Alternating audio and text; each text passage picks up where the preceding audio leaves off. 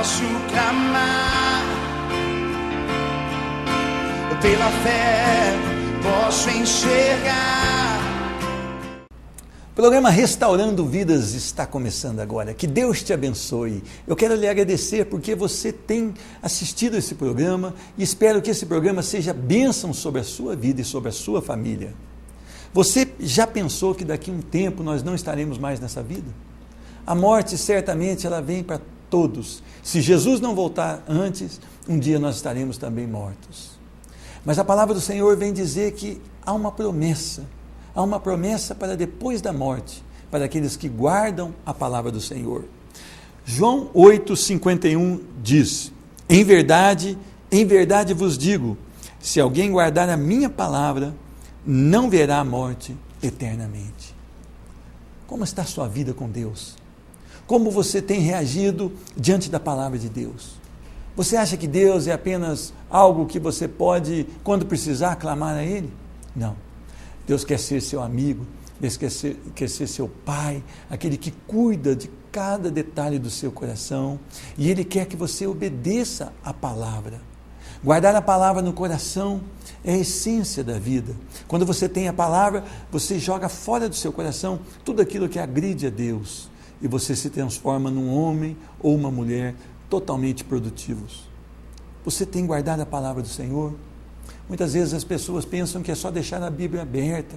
Não, isso não faz efeito nenhum, muito pelo contrário, serve até de condenação, porque você estava perto da palavra, mas não a guardou no seu coração.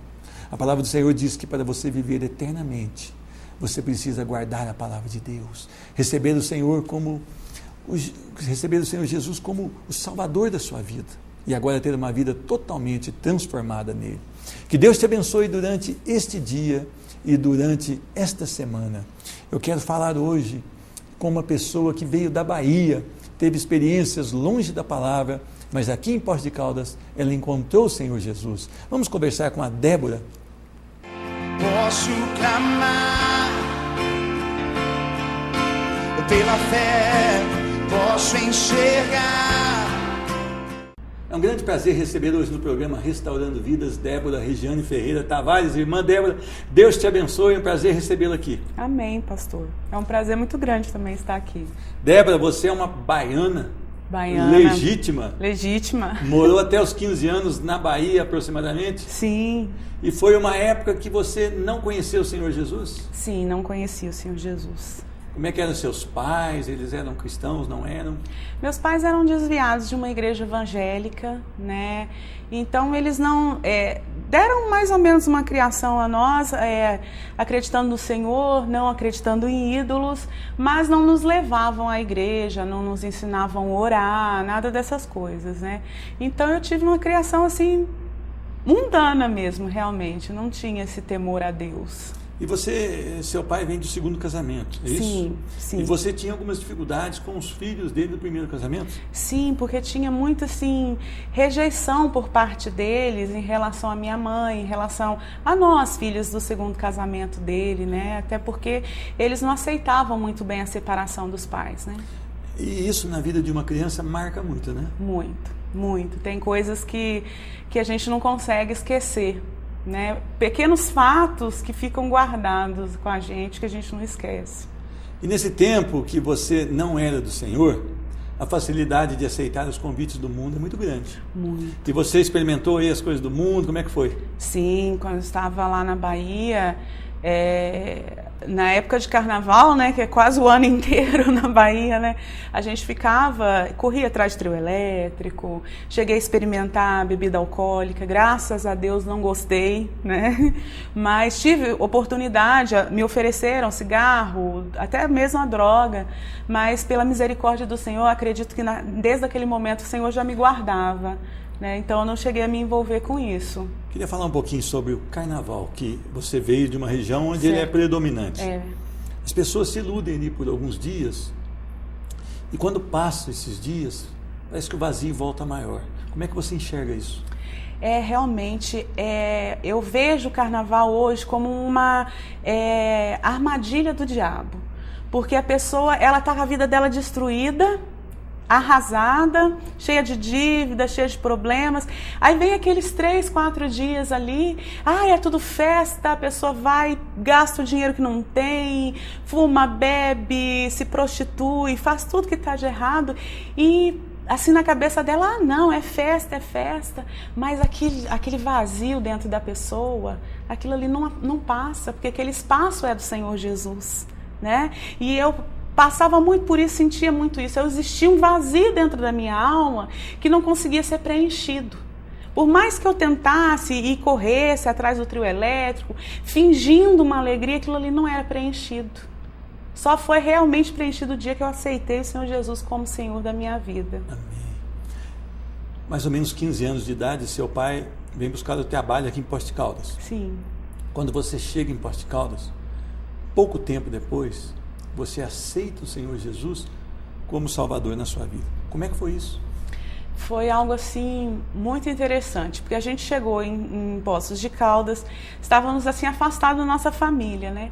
E a minha mãe, ela sentiu uma necessidade muito grande de levar a gente para Jesus, né? Então ela começou a procurar, nos levávamos numa igreja, em outra.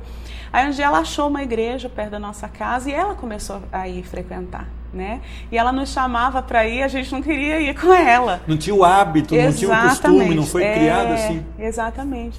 Mas aí ela orando e até levou os jovens na minha casa, tudo. E eu comecei a ir através dela. Mas foi algo assim que o Senhor Jesus trabalhou no meu coração, que Ele fez crescer dentro de mim um desejo, uma vontade pela palavra dEle. E quando eu cheguei na igreja, Deus levantou pessoas que me abençoaram, que me ajudaram, que me amaram, sabe? E eu senti essa diferença dentro da igreja, porque no mundo eu era muito criticada. E dentro da igreja do Senhor Jesus, eu achei pessoas que me amavam do jeito que eu era. Isso aí faz toda a diferença? Totalmente diferença na vida da gente. É muito interessante você falar que no mundo você era criticado e na igreja você foi amado. Nós sabemos que a igreja não é perfeita, né? Tem problema dentro da igreja porque são homens e mulheres que constituem a igreja. A igreja é do Senhor Jesus, mas nós formamos a igreja. Quando você chegou e viu isso, as pessoas te amando da maneira como você chegou, isso foi uma coisa que preencheu realmente alguma lacuna do seu coração? Com certeza. Eu era uma pessoa assim que eu tinha muitos traumas, né? Até por causa desse relacionamento, por causa dos meus irmãos, eu me sentia meio inferiorizada em relação a eles e esses problemas.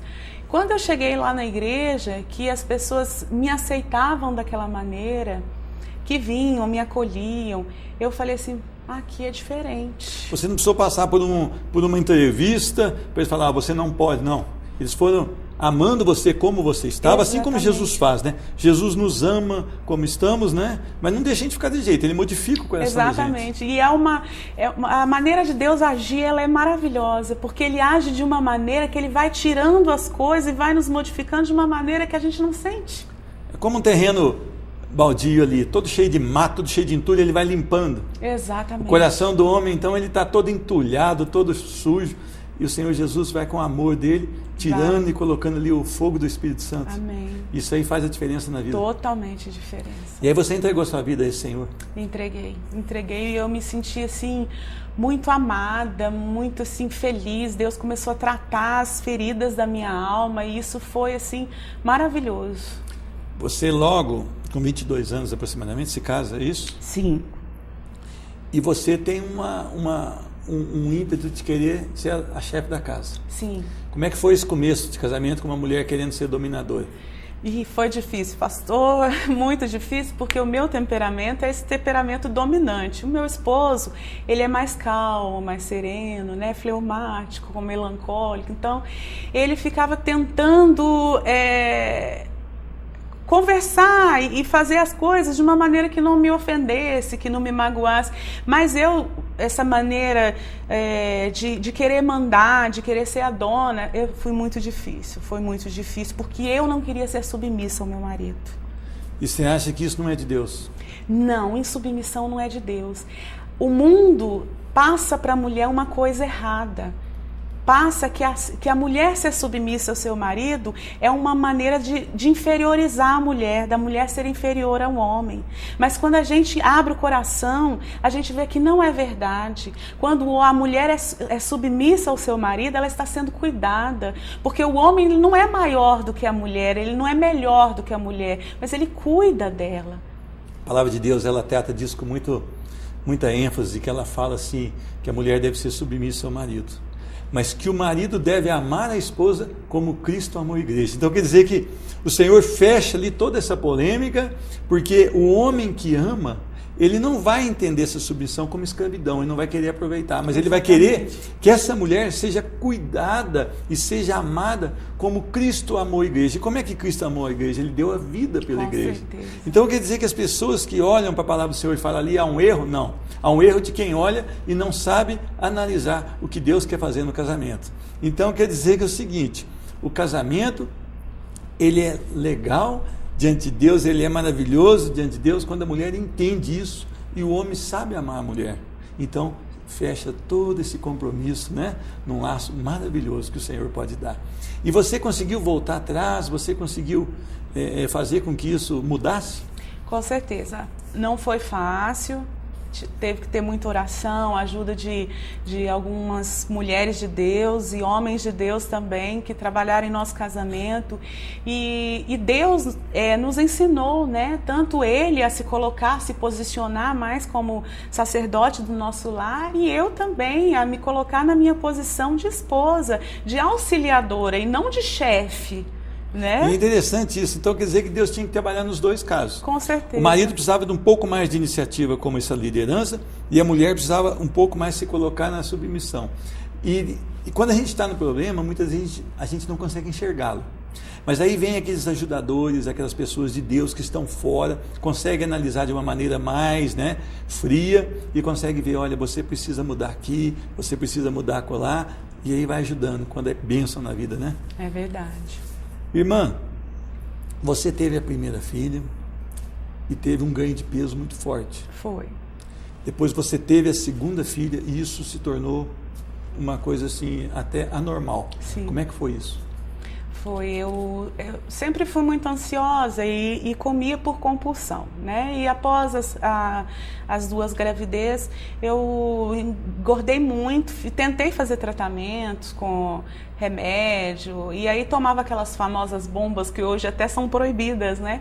Porque a gente emagrece, mas você engorda o dobro daquilo ali, né? E não conseguia, tomei uma medicação para tirar a ansiedade, mas essa medicação me fez subir a pressão. Né? Então eu fiquei assim muito mal, eu tinha assim uma depressão muito grande, porque eu nunca tive essa obesidade, eu nunca tive esse peso que eu estava. E foi algo muito rápido, né? Muito, eu ganhei peso assim muito rápido. Chegou a quanto? Antes de eu operar, eu estava com 98 quilos. Isso né? estava te fazendo mal? Mal. Espiritualmente, você estava começando a enfraquecer? Sim, sim. Fisicamente, emocionalmente? Sim. Eu tive depressão, teve época assim de eu não conseguir levantar da minha cama. Eu levantava mesmo porque eu tinha 2 crianças para cuidar, que eu tinha que fazer comida para elas. Eu não tinha prazer de limpar a minha casa, eu não tinha prazer de me arrumar. Eu colocava na minha cabeça que o meu marido estava saindo com outras mulheres, que ele não gostava mais de mim, mas tudo coisas da depressão, do que eu estava vivendo, porque eu estava com esse complexo. Então, chegou um ponto que eu já não estava suportando mais. E aí você foi orientada por médicos e partiu para a redução. Sim. Muitas pessoas acham que isso não é de Deus, mas isso não é a verdade. Deus colocou a medicina, Deus abençoa os médicos para que fossem levantadas técnicas, né, que nos trouxessem uma vida de qualidade. Você passou por isso, foi orientada, orou por isso, pediu a Deus, a igreja se uniu em oração e você consegue então fazer essa redução. Foi bênção na sua vida ou não foi? Foi, totalmente. Foi uma realização de um sonho, assim. Eu perdi 37 quilos nessa cirurgia.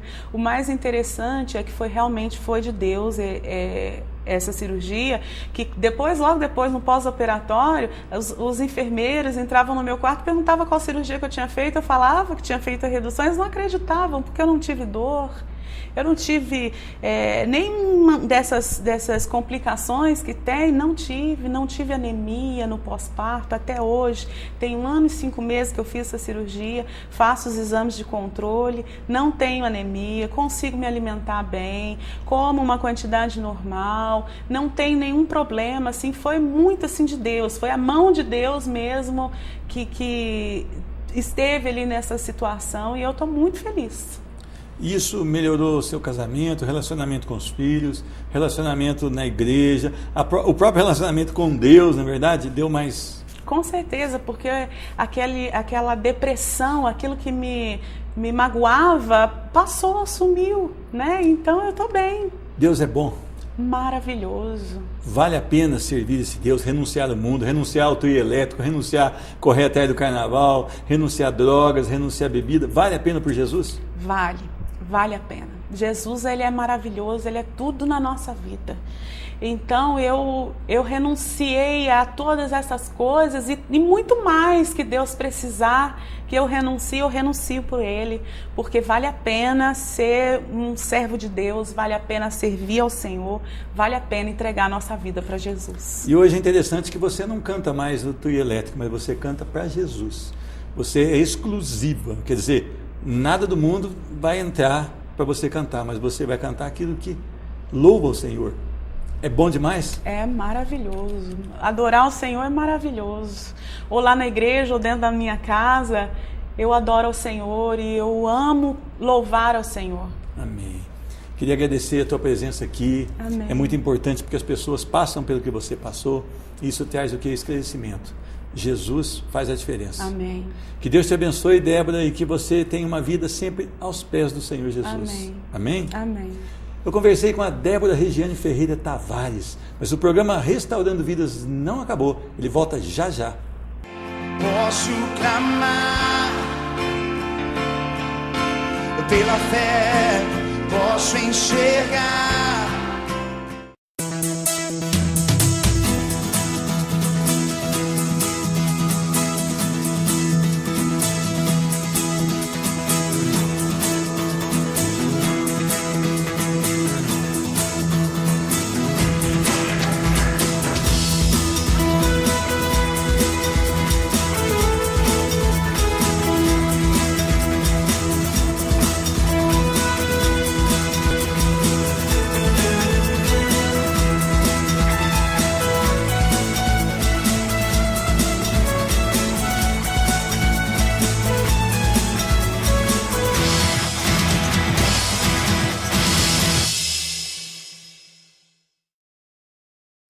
Posso clamar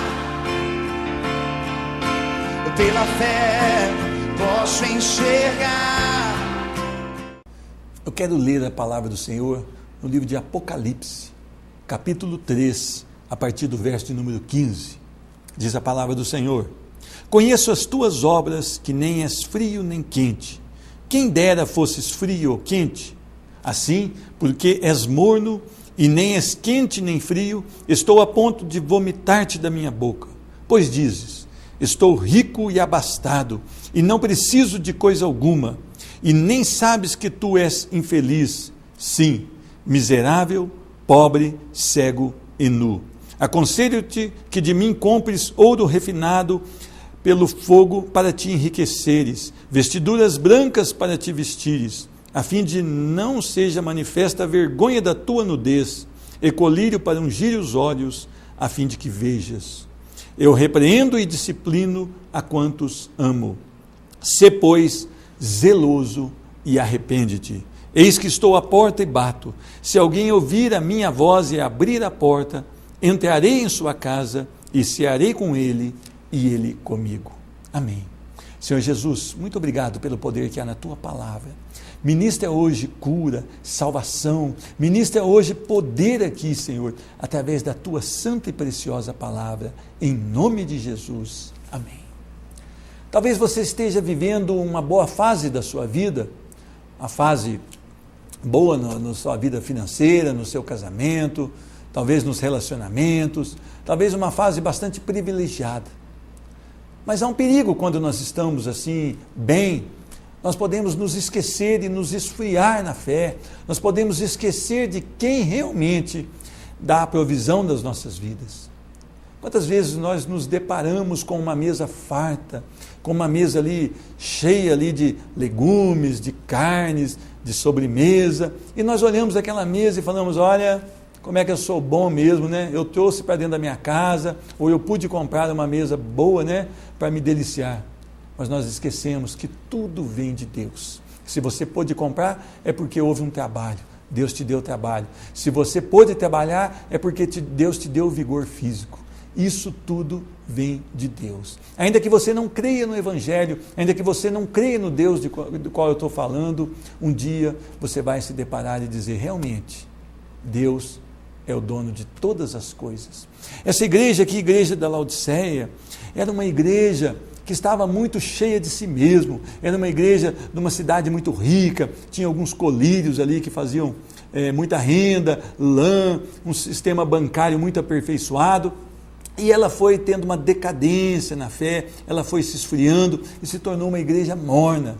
E o Senhor então, que ama as pessoas e que Ele quer cuidar da igreja, Ele vem ainda trazendo uma palavra não para destruir aquela igreja, mas uma palavra para aquela igreja voltar, para aquela igreja ter uma vida realmente que agrade ao Senhor.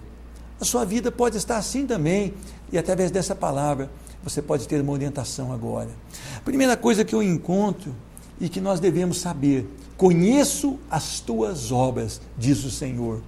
Muitas vezes nós temos uma postura quando estamos perto de outras pessoas, mas quando nós estamos sozinhos, nós fazemos tudo aquilo ao contrário daquilo que Deus espera, ao contrário daquilo que a lei manda. Então nós temos que olhar para Deus e falar, Senhor, Tu conheces o meu coração, Tu sabes quando me levanto, quando me deito, Tu sabes, Senhor, ainda que eu esteja sozinho, porque Tu tens o poder, onisciência, Deus sabe todas as coisas, e Ele sabe o que passa no seu coração agora. Essa igreja, então, ela estava sendo julgada pelas suas obras. E o Senhor fala, conheço as tuas obras e sei que nem és quente e nem és frio. Uma pessoa quando é quente, ela é toda apaixonada por Jesus, ela é cheia de vontade de trabalhar na obra. Quando a pessoa é frio, ela já não quer saber de nada. Mas a morna, Jesus, Ele tem nojo disso, ele não quer nada com esse tipo de gente, com esse tipo de igreja. Ele vem trazer aqui uma séria advertência, que ele estava a ponto de vomitar essa igreja. Nós não podemos deixar de buscar ao Senhor, nós não podemos deixar de ter a paixão pela palavra de Deus, de amar as pessoas. Quantas vezes nós falamos que estamos cheios da palavra de Deus, mas quando passamos perto de uma pessoa ali que necessita alguma coisa, nós olhamos feio, nós desprezamos essa pessoa e ainda batemos no peito ali na frente, eu sou cristão. Nós precisamos começar a ter posturas diferentes, que agradam a Deus. Nós precisamos ser mais zelosos, mais cuidadosos, porque falar é fácil. O problema é testemunhar, é viver aquilo que falamos. Você tem vivido aquilo que você prega? Você tem vivido a palavra de Deus? Porque o Senhor Jesus, Ele vem trazer uma séria advertência. Você não pode ficar no estado de mornidão. Essa cidade também era conhecida por ter algumas águas minerais que eram mornas. E quando a pessoa chegava sedenta, que se debruçava perante uma fonte e que bebia aquela água, logo ficava com ânsia de vômito. Aqui em Poços nós temos uma água mais ou menos assim, na fonte dos macacos. Quem bebe aquela água, só como remédio mesmo, ninguém tem prazer de beber daquela água. E muitas vezes os cristãos estão dessa maneira. E as igrejas estão dessa maneira. Aparentam que estão bem, mas estão num estado de mornidão, estão distante da oração, da vida de jejum, da vida de santidade. Estão cheios de aparências, mas como está realmente o coração dessa igreja? Como está o seu coração? A palavra do Senhor diz que é um perigo, que eles diziam, porque dizes, estou rico e abastado e não preciso de coisa alguma. O Senhor traz uma palavra de advertência quando você começa a pensar assim. Quando você pensa, olha, eu não preciso de mais nada, eu estou bem, eu estou por cima, como diz aquele ditado, eu estou por cima da carne seca. O Senhor manda uma palavra de correção para a sua vida. Nem sabes que tu és infeliz, sim, miserável, pobre, cego e nu. O Senhor traz uma advertência. nós não somos nada, nós não podemos nada. O Senhor sonda e conhece os corações, o Senhor sabe das suas intenções e das minhas intenções, e Ele pode ali julgar os nossos desejos. Como você tem andado na presença do Senhor? Qual tem sido o seu compromisso com Deus? A palavra do Senhor, então, ela traz uma repreensão. Aconselho que de mim compres ouro refinado pelo fogo e se vista das vestiduras brancas. Talvez você seja um religioso nota 10, mas você não tenha salvação em Cristo Jesus. Talvez você seja um hipócrita, aquele que representa que está sendo um tipo de pessoa, mas que na verdade está outro. Hipócrita quer dizer artista. É hora agora que Deus te chama. Mude agora a sua postura, entregue a sua vida ao Senhor Jesus. Você precisa comprar daquilo que vem de Deus, aquele ouro que vem do Senhor, a palavra de Deus, e você precisa ser banhado no sangue de Jesus e vestir o quê? A vestidura branca, que te dá acesso à glória do Senhor. Você já teve um encontro com o Senhor Jesus? Você já mudou um dia a sua visão e falou: Senhor, eu reconheço que sou um pecador, entra no meu coração, muda a minha história, muda a minha vida. Há 9 anos e meio eu tomei essa decisão e foi a melhor decisão da minha vida. Eu me achava assim, abastado, nas finanças tudo ia bem, nos negócios tudo ia bem, mas um dia eu me senti tão vazio. E dentro de uma igreja eu falei: Senhor, eu estou dentro da igreja, mas eu não te conheço. Muda a minha história, Senhor. Há um vazio no meu coração e só pode ser preenchido por Ti. Nada pode preencher o vazio do seu coração. Por isso o Senhor traz uma advertência aqui no verso de número 19. Eu repreendo e disciplino a quantos amo. A maravilha da disciplina do Senhor é essa. Ele quer nos trazer para cima, Ele quer nos colocar num lugar seguro. A disciplina não é para nos humilhar, não é para nos deixar com vergonha, mas é para nos salvar, para nos fazer homens e mulheres melhores, para nos levar a lugares altos. Por isso, sê, pois, zeloso e arrepende-te. Seja cuidadoso com as coisas de Deus. Não leve na brincadeira o ser cristão. Seja diligente, dedicado. Talvez você seja um ótimo profissional, mas na sua vida espiritual tudo vai mal. Mude isso. Seja um ótimo profissional, mas seja um cristão cuidadoso, zeloso. Ame em primeiro lugar as coisas de Deus. Faça o melhor que você pode para agradar a Deus. Arrepende-te da sua vida. Fala: olha, Senhor, eu tenho sido caprichoso só nas coisas do mundo, eu quero agora mais de Ti. Diz a palavra: eis que estou à porta e bato. Se alguém ouvir a minha voz e abrir a porta, entrarei em sua casa e cearei com ele e ele comigo. Jesus aqui, Ele está relatando que Ele estava de fora dessa igreja. Ele estava de fora. Essa igreja parecia que era uma igreja do Senhor, mas não era. Ele estava de fora e Ele falou: olha, deixa eu entrar dentro dessa igreja, deixa eu estar no meio dessa igreja, vocês vão ver a diferença que vai ser. Vocês estão muito dentro de si mesmos, estão muito consolados em si mesmos. Eu quero estar nessa igreja. E o Senhor está te falando essa manhã: abre o seu coração, eu estou batendo a porta, deixa eu entrar na sua vida, deixa eu sarar o seu emocional, deixa eu cuidar da sua vida profissional, deixa eu cuidar da sua vida espiritual. Deixa eu entregar a você a salvação que há no meu nome. O Senhor te ama. O Senhor quer ver você hoje transformado pelo poder da palavra. Ele não arromba o seu coração, mas Ele bate e fala: deixa eu entrar aí, porque você vai experimentar quão grande é Deus, as maravilhas que o Senhor Deus pode te fazer.